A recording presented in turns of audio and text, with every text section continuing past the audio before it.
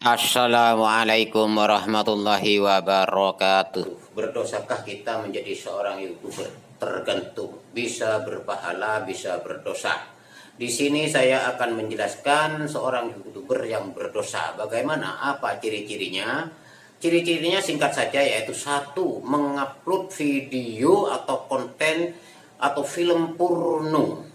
Nah, itu berdosa. Penghasilannya nanti menjadi penghasilan haram, di mana kalau kita makan penghasilan dari barang haram, sholat kita tidak diterima sesuai hadis Nabi yang berbunyi, la yaqbulullah sholata mri'in fi jawfihi haram. Tidak diterima oleh Allah sholatnya orang yang perutnya berisi barang haram.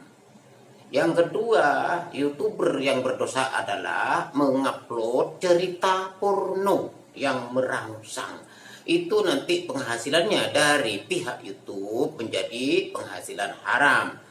Bila kita makan, maka perut kita berisi barang haram. Sedangkan perut yang berisi barang haram sesuai hadis Nabi, sholat kita tidak diterima. Yang ketiga adalah kita menonton video porno, atau kita mendengarkan cerita porno. Selain kita mendapat dosa dari menonton, juga kita akan mendapatkan dosa karena kita seakan-akan mendukung channel itu yang mengupload video porno. Seakan-akan kita setuju.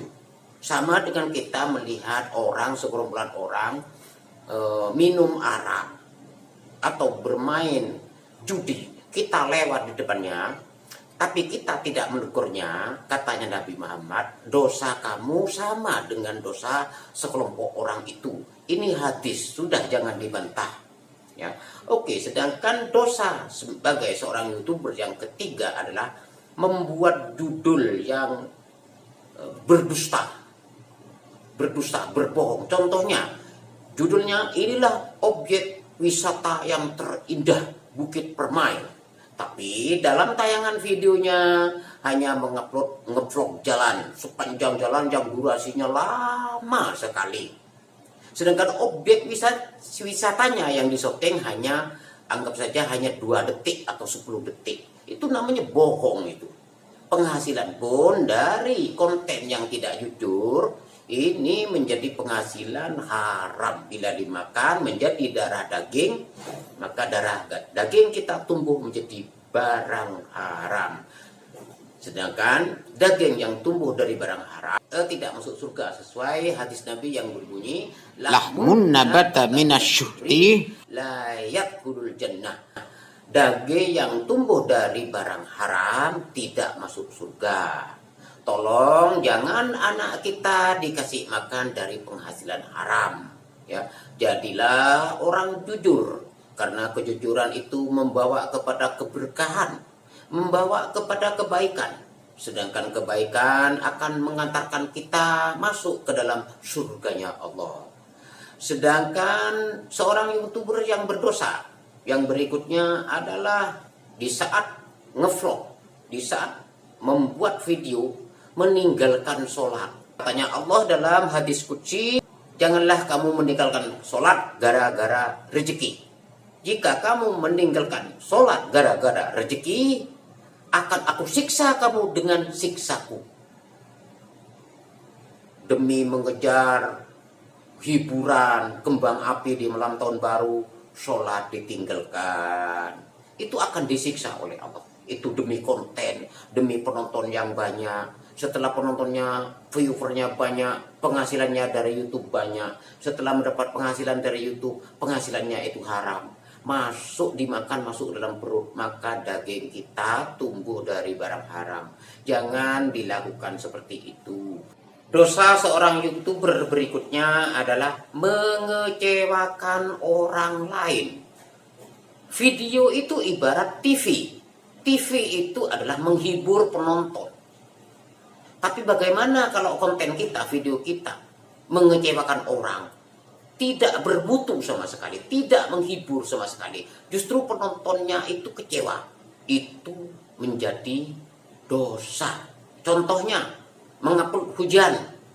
Coba saya tanya kepada kalian. dari sisi mana hujan itu kok bisa bilang terhibur? Tidak ada hiburannya sama sekali.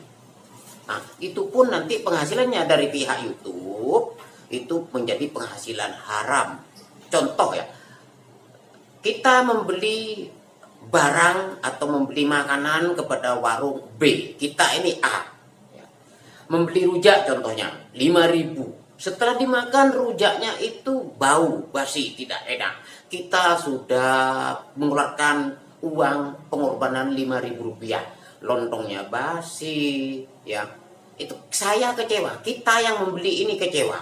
Maka pedagang rujak itu berdosa. Karena kenapa? Kita sudah berkorban tenaga dari rumah berangkat berapa menit, membuang waktu, membuang tenaga, membuang uang. Sama dengan kita kalau kita melihat konten yang tidak bermutu. Kita sudah kehilangan paketan, ya. Kita sudah kehilangan waktu. Waktu itu sangat berharga. Yang ketiga, kita sudah menghilangkan tenaga. Tenaga itu manfaatkan dan yang baik, ya. Tapi setelah kita klik videonya tidak bermutu sama sekali. Janganlah kalian ini mengupload video yang sekiranya tidak bermanfaat, yang sekiranya mengecewakan penonton. Sekian dulu nasihat dari saya. Semoga bermanfaat dan barokah. Apabila ada kata-kata yang salah atau penuturan dari saya minta maaf sebesar-besarnya. Subhanakallahumma wa bihamdika asyhadu an la ilaha illa anta astaghfiruka wa atubu ilaik. Assalamualaikum warahmatullahi wabarakatuh.